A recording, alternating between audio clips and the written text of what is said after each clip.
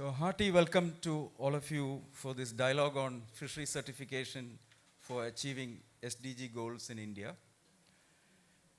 This meeting is organized by the Seafood Export Association of India, the Sustainable Seafood Network of India, the Kochi University of Science and Technology, the Marine Stewardship Council, London, and the WWF-India.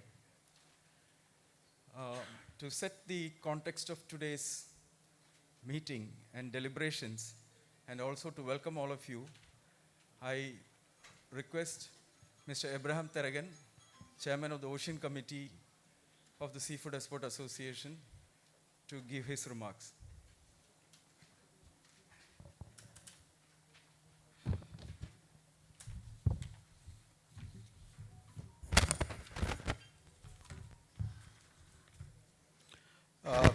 Good morning and warm welcome to Dr. Neelam Patel and Chairman MPDA and all the distinguished attendees this morning.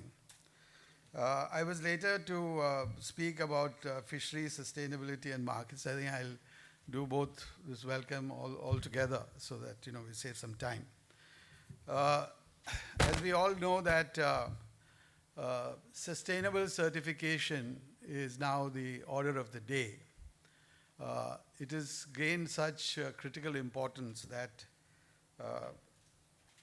major companies, by international seafood buying companies, are actually refusing to buy product from sources which are not sustainably certified. This has become a major issue for many countries, especially ours. So as a result of this, most governments, especially our Asian competition, have taken this very seriously and have taken making focused attempt, including providing all the required funding and also assistance from their fishery resources to get their marine resources sustainably certified.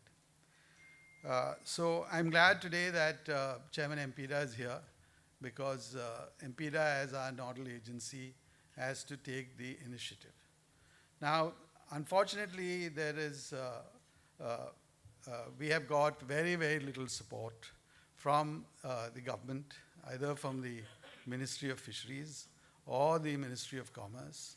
And also, we are not getting the required support from the research institutes.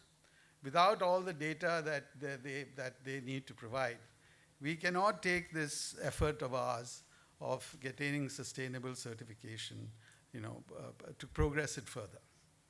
Now, the elephant in the room is that whether a government by itself and its research institutes should do this certification, or is it done by internationally recognized private agency? So actually various efforts have been made by certain governments to set up their own standards for sustainable certification. I think Iceland has tried it, Japan has tried it.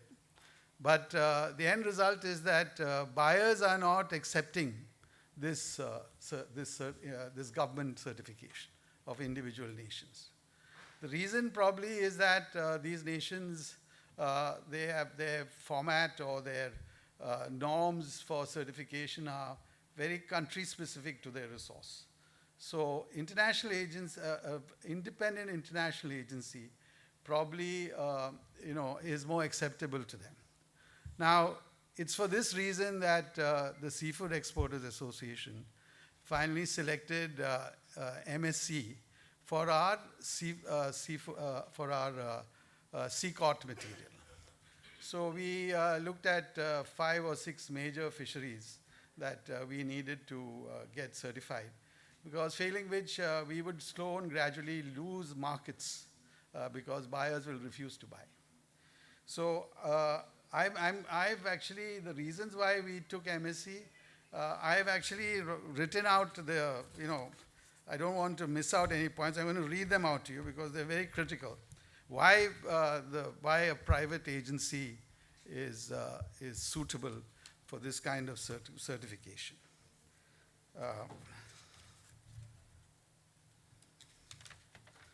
Firstly, it enables standardization and credibility. Certification by a recognized external agencies provides standardized framework for evaluating the sustainability of marine resources. These certifications are based on robust scientific criteria and guidelines, ensuring credibility and consistency in assessing the environmental performance of fisheries, aquaculture operations, and other marine industries. Secondly, they provide independent assessment. External certification agencies operate independently from entities that certify, which enhances the objectivity and impartiality of the evaluation process. They conduct thorough assessments, often involving on-site inspection and audits, to verify compliance with sustainability standards. This independent verification builds trust and confidence among consumers, businesses, and regulatory authorities. Thirdly, gives market access and enables consumer demand. Certification enables market access and facilitates trade for sustainable marine products. Many retailers, seafood processors, consumers prioritize purchase products that are certified as sustainably sourced. Certification provides assurance that the products have been harvested or produced in an environmentally responsible manner, meeting growing demand for sustainable choices in marketplaces.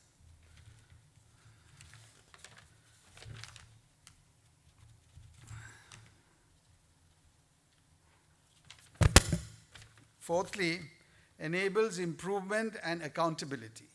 Sustainability and sustainable certification programs often include requirements for continuous improvement by establishing specific benchmarks and targets. They encourage marine resource users to implement sustainable practices and drive positive change. Certifications also promotes transparency, accountability, as certified agencies are required to regularly report on their environmental performances and demonstrate ongoing compliance and sustainability standards. Finally, it results in conservation and resource management. External certification programs contribute to the conservation and management of marine resources by incentivizing sustainable practices. They help prevent overfishing, reduce habitat destruction, and promote ecosystems-based approaches to fisheries and aquaculture management. Certification will also encourage the adoption and measures to minimize bycatch, protect vulnerable species, and mitigate the impact of operations on marine ecosystems. Now, it's based on this that we, on these factors that we selected the MSc to do our marine resource fisheries certification. Now, if you look at aquaculture, today, no buyer will buy a product unless we have at least the minimum BAP certification. This has become an absolute must. So yesterday, for the benefit of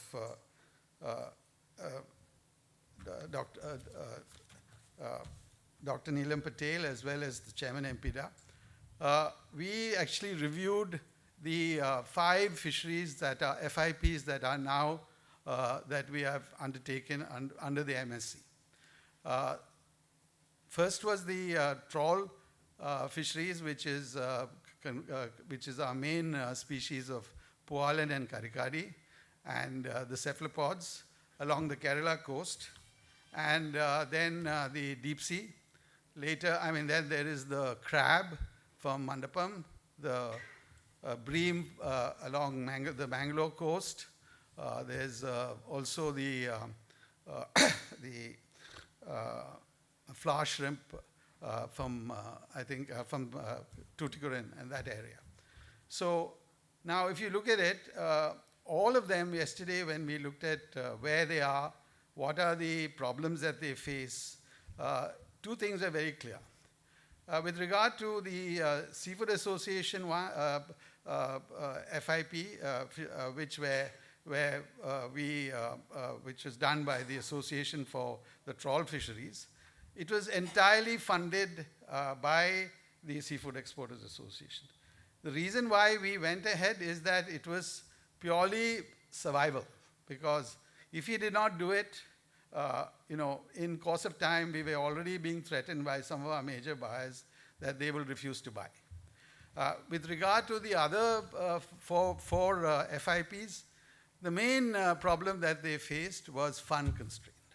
They did not have adequate funds. In fact, one of them is been initiated by an NGO. So they all lack required funding. There is a lot of resources, financial resources that are required to take this forward. Now, various times the association in our meetings in Delhi, both at the Fisheries, Ministry of Fisheries as well as Commerce, we have kept saying how important and critical this sustainable certification is necessary. Now, my request is that MPDA, being our nodal agency for seafood promotion, export promotion, should take this up, because whatever promotion or activity you do in future to promote exports, it will all be nullified if this certification does not happen, because our major buyers will stop buying. It's simple as that. So this is one of the reasons why we need total support.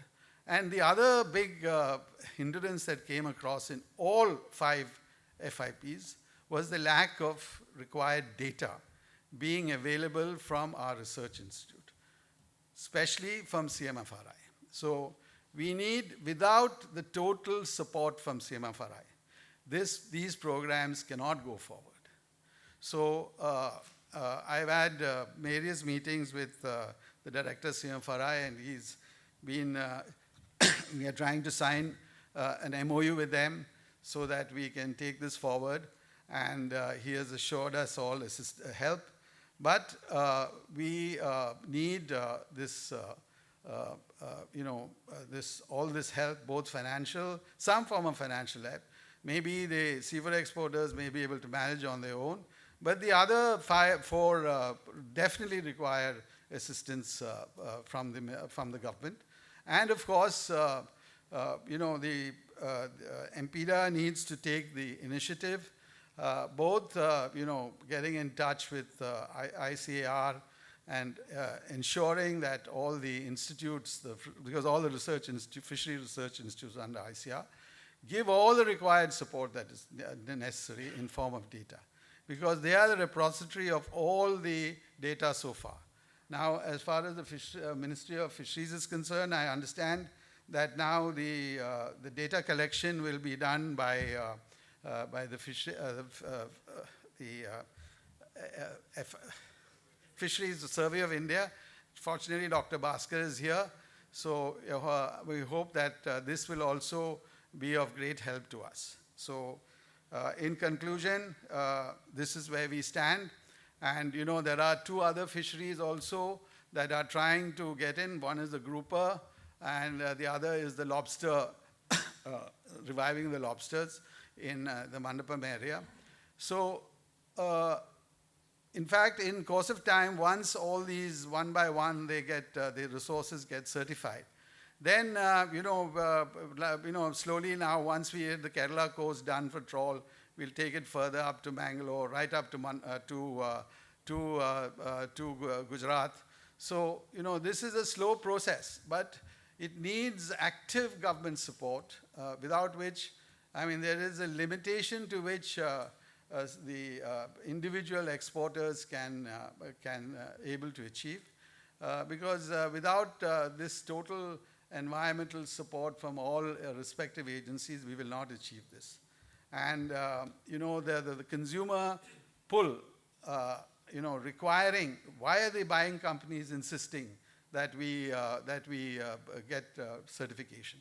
because consumer movements are becoming very strong, and they demand that whatever product that they buy from the shelves, whether it is food service or it is from the supermarkets, they insist that it is from sustainable sources.